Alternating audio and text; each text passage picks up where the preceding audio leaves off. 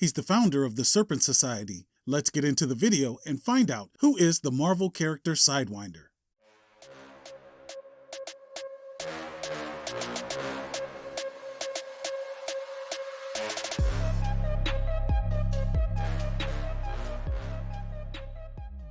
Sidewinder's true name is Seth Volkler. Volkler was a college economics teacher. When he lost his job as a teacher, he went to work as a financial analyst for the Roxxon Oil Company.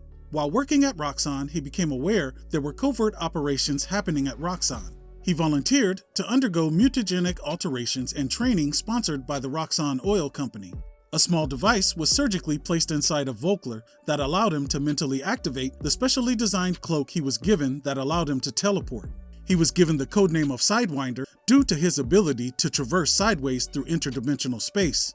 He was also given a costume that resembled a Sidewinder snake. He then helped Roxxon recruit more operatives who underwent various snake-themed mutagenic alterations. Sidewinder became the leader of Roxxon Oil's operative group, the Serpent Squad. The Serpent Squad was comprised of Anaconda, Black Mamba, Death Adder, and Sidewinder. The Serpent Squad was sent on a mission to retrieve the ancient Serpent Crown for the Roxxon Oil president. The Serpent Crown had been dumped in the middle of the ocean by the Avenger Vision, hoping that it would be lost forever. The Serpent Squad set up shop on an oil derrick in the Pacific Ocean.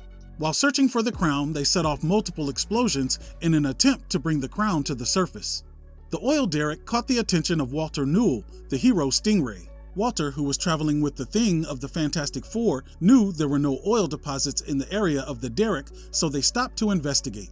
The Serpent Squad was still in the ocean searching for the crown and set off another explosion, accidentally damaging the derrick. As the heroes tried to save the derrick and evacuate the crew turned against them. Suddenly, a submarine emerged and the Serpent Squad revealed themselves to the two heroes. The Serpent Squad subdued the heroes and returned to their mission of finding the Serpent Crown. As they continued to search for the crown, the Thing was able to come up with a way to free himself and Stingray. When the heroes made it back to the surface, the Inhuman Triton, which the heroes were in the area to rendezvous with, had arrived. When Triton heard about the Serpent Crown, he knew how powerful of a weapon it was and told the Thing they had to ensure it didn't fall into the wrong hands. The heroes headed down to ensure the Serpent Squad didn't get their hands on the crown. But as the heroes made their way down, Anaconda found the Serpent Crown and got it to Sidewinder. A battle ensued when the heroes arrived. Sidewinder teleported back to their submarine during the battle, and the heroes went to pursue him.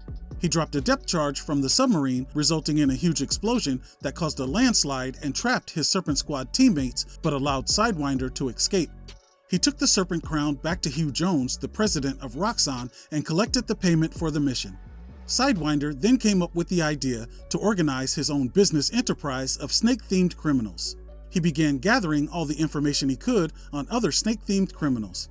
He also smartly invested the money he had received from the Serpent Crown mission.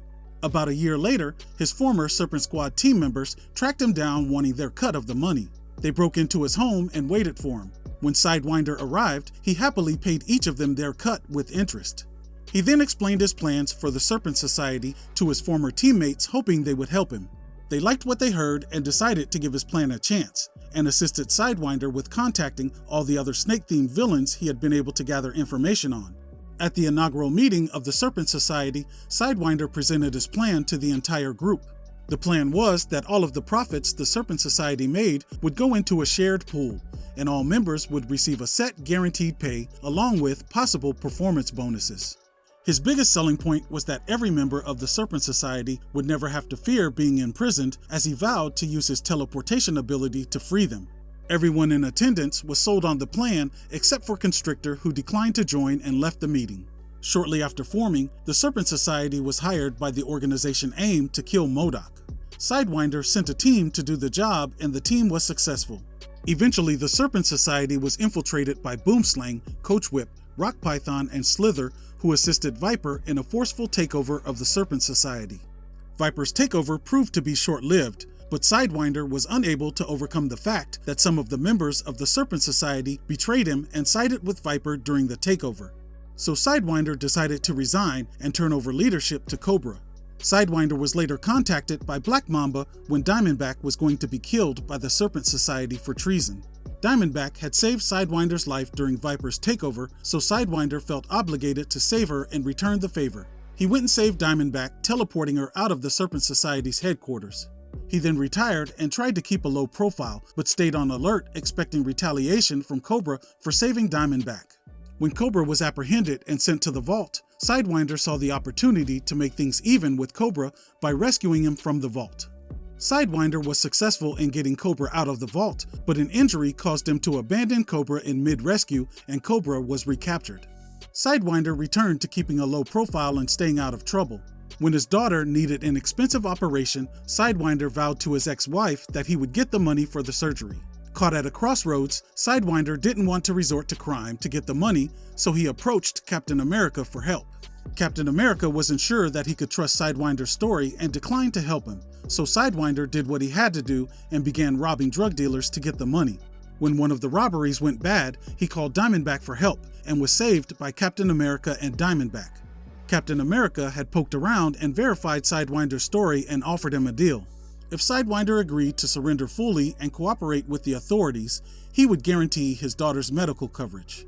Sidewinder accepted the deal and his daughter got the surgery and fully recovered. Sidewinder did his prison time and was eventually paroled. Sidewinder has no superhuman abilities. He derives his powers from the cloak he received.